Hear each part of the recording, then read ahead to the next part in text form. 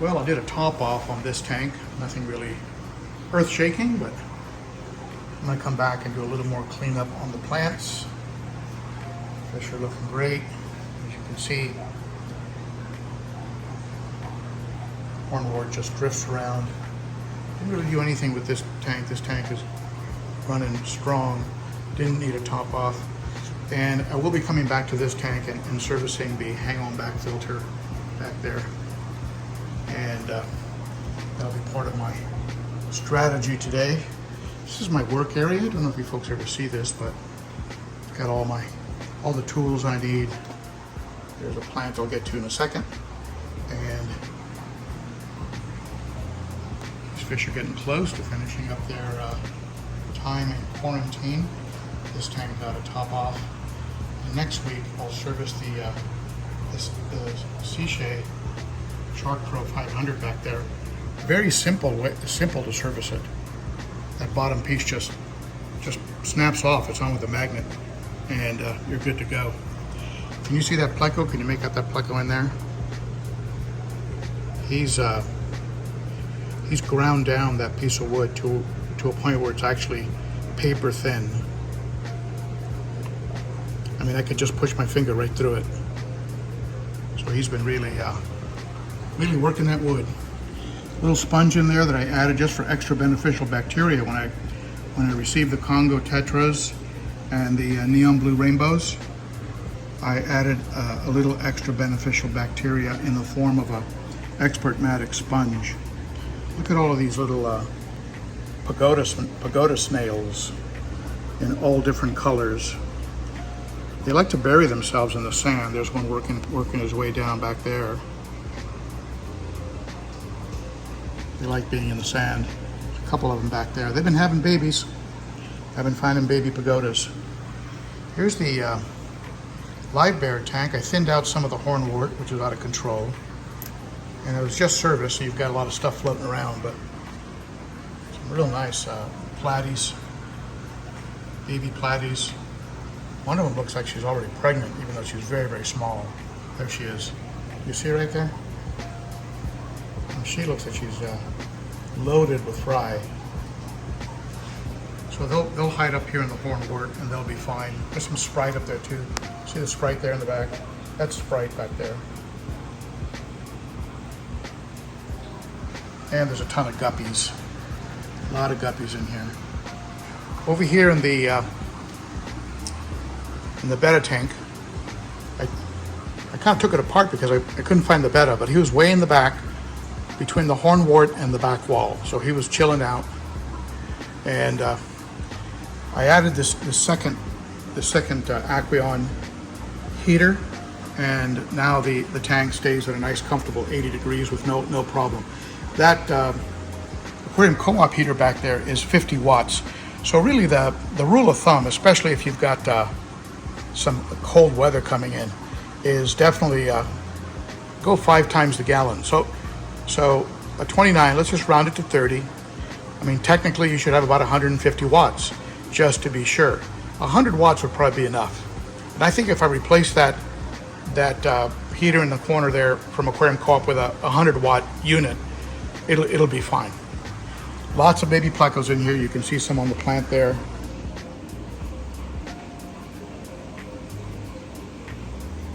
And when I lifted the rock, I have 3 nice coolie loaches in here.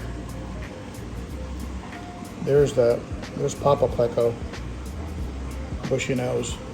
Mama pleco's in the back. There she is against the wall, if you can make her out. That's Mama pleco. They just keep having babies like crazy. And I swapped out this big cave here. This big cave got swapped out for this little cave. And I'm gonna see if the coolie loaches will snuggle up in there. 3 of them. Meanwhile, the plecos have claimed this cave as their little breeding cave. Make up that little guy right there. Very cute. There's some of them in here that are a blonde color. Some of them are spotted, but I know that as they get older, they'll change colors. And I got some Anubias in here, and then this this piece of driftwood that was in here, you can see it, the one that was in the sink, that one's gonna go right here. So that piece of driftwood will go right here and fill in this empty spot. After the super glue gel dries that I use to attach the Java fern to that piece of wood. The super glue gel is non-toxic, so as soon as the plants feel like they're pretty well attached, it can take a few hours. Just be sure to keep the plants moist with a spray. If you have a mister or some spray, just keep the plants moist, they'll be fine. And but after about a couple hours, it's ready to go in the tank. This is gonna look a lot better. All of this Java fern was floating around and trapped in the hornwort in the bed tank. So I pulled it out of the hornwort and I've attached it to these pieces of driftwood. Nothing to report here. This tank is business as usual. Hey, Sally.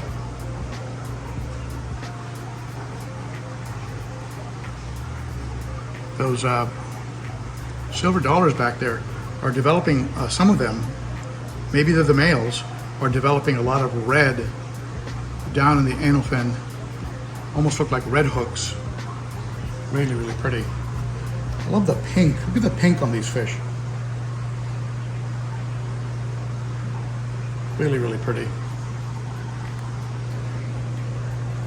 There's Thomasita.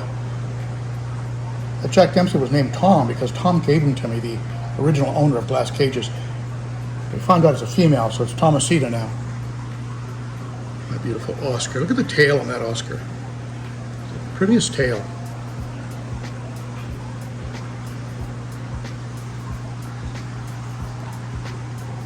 So that's pretty much it. Also had to put an extra heater down here in the little pleco tank. I had that little flat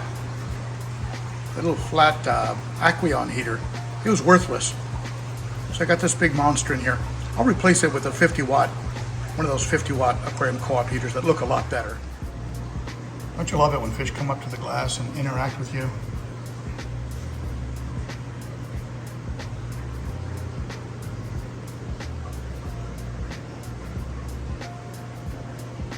Electric blue Ocharas are very interactive. They're like little Oscars.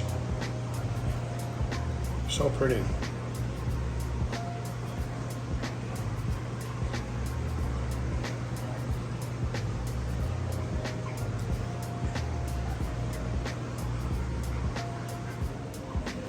Believe it or not, this was just vacuumed. When I pulled out that big cave where the Culiloches were living under, a bunch of muck. Muck came up. It's all right. Not really that big a deal. Okay, let's drop that Java fern in here. I'm going to drop it in with one hand while I hold the camera with the other, so wish me luck. As I said, that gel is non-toxic, so we should be good to go. And we'll lay it on top of that cave, just like that.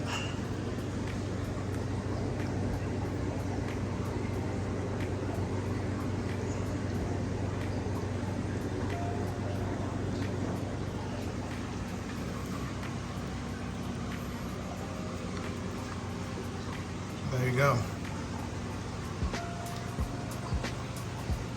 That looks a lot better. Even gives a little bit of a backdrop to this nice little red lily. I tried to move it, but it's taken root into the substrate, so I'm just gonna leave it right there. When I first got it, it was floating. Nubius there, little Nubius there. So we got a nice combination of plants, driftwood, 2 medium-sized aquarium co-op sponges, a heater in the back here, probably swapped out for a 100-watt heater. So there's the betta playground. He's still at the back between the hornwort and the back wall, so hopefully he's feeling okay.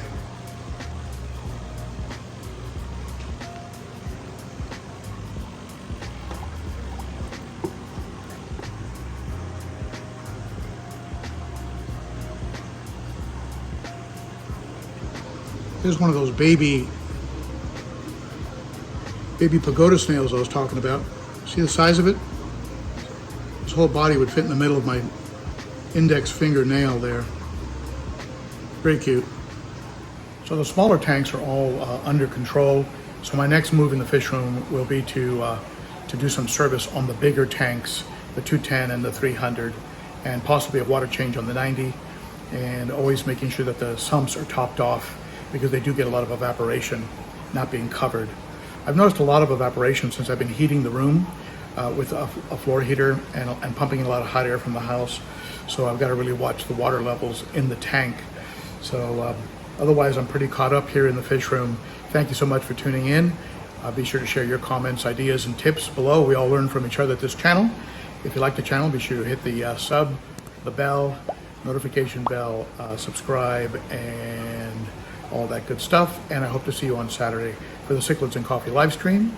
And if you want to support the channel further, consider becoming a Patreon. Starts for as little as $3 a month. Be part of the Garage Gang. The details are in the description under the video. Thank you, my friends. That's it for me. See you again soon. Bye-bye.